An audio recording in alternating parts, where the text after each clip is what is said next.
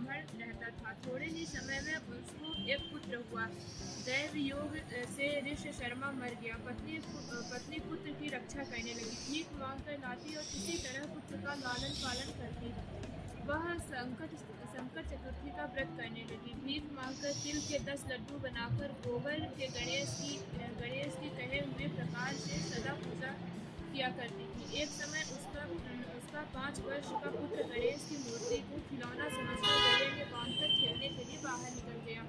उसी समय मूर्ख कुम्हार बर्तन बनाने वाला उस 5 वर्ष के बालक को अपने आवा में डाल दिया। इधर उसकी माता पुत्र को न पाकर पागल सी हो गई और गणाध्यक्ष का पूजन कर विलाप करने लगी। हे गणेश, हे महाकाय, हे जटा समूह से शोभायमान, पुत्र दुख से पीड़ित मेरी रक्षा करे। हे अनाथ के नाथ, भक्तों की अभिष्ट वर देने वाले, पुत्र दुख से पीड़ित मेरी रक्षा करें। इस प्रकार आधी रात तक उस बिचारी ने विलाप किया। सवेरा होते ही कुम्हार आवा खोलकर देखता है तो वह 5 वर्ष के बालक को उसी आवा जाकर राजा के सामने जैसा उसने किया वह सब सुनाया। कुम्हार बोला, हे राजन, मैंने एक ऐसा अपराध किया है जिससे वध हुआ। हे राजन, राजकन्या के विवाह के लिए मुझे कुछ मिट्टी के बर्तन सिद्ध बनाकर देने थे, पर कई बार आवा में आग लगने पर भी वे पके नहीं। तब मैं जादू टोना जानने वाले किसी एक बूढ़ी से जाकर पूछा तो उसने चोरी से बालक की बलि देने के लिए कहा। तब बड़ी चिंता उत्पन्न हुई कि किसके बालक को अग्नि में डाला जाए। इसके बाद बालक को अग्नि में डालूंगा वह तो तुरंत ही मुझे काट डालेगा। इस भय से किसी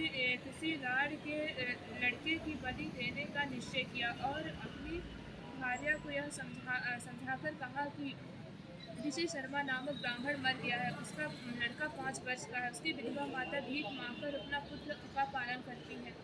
यदि उसके पुत्र को बलिदान किया जाए तो वह गरीब दुखिया कुछ न कर सकेगी और मेरे सब बर्तन पक जाएंगे। फिर मैंने उस बालक को खेलते हुए पकड़कर आवा में डाल दिया और सुखपूर्वक रात को सोया।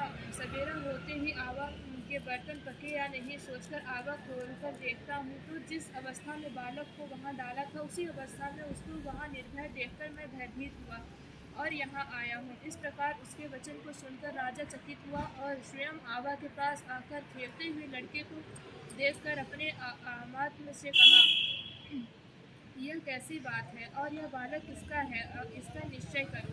इस आवा के भीतर घुटने तक कमल से सुशोभित जल और वैदुर्ण मणि के समान दुर्वा कैसे प्राप्त हुई। इस दरिद्र बालक को न दाह है, न क्षुधा है, न पिपासा है। घर की तरह निर्भय होकर यहाँ खेल रहा है। राजा के इतना कहने पर रोती कलपती वह ब्राह्मणी भी वहाँ आ पहुँची और अपने बालक को देखकर उसे उठाकर छाती से लगाया, चुंबन किया और रोती कलपती हुई राजा के आगे बैठ गई। राजा हरिश्चंद्र बोले, ब्रह्माणी, अग्नि ने इस बालक को क्यों नहीं जलाया? क्या तू कोई टोटका जानती है अथवा कोई उग्रता किया है? ब्राह्मणी बोली, हे राजा, न मैं चैटक जानती हूँ, न धर्म जानती हूँ, न मैंने कोई तप किया, न योग, न कोई दान दिया, न विद्वान किया, न बलिदान किया। हे राजेंद्र, मैंने केवल संकट नाशक गणेश का एकमात्र उत्तम व्रत किया जिसके प्रभाव से मेरा बालक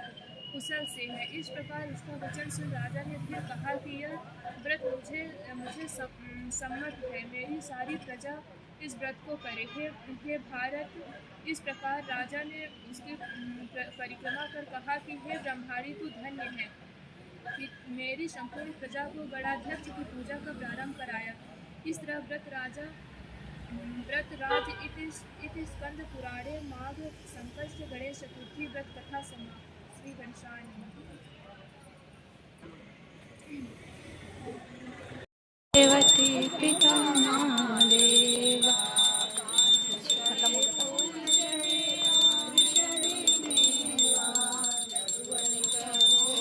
के संत करे सेवा, गणेश दयावंत चार भुजाधारी, मस्तक सिंधु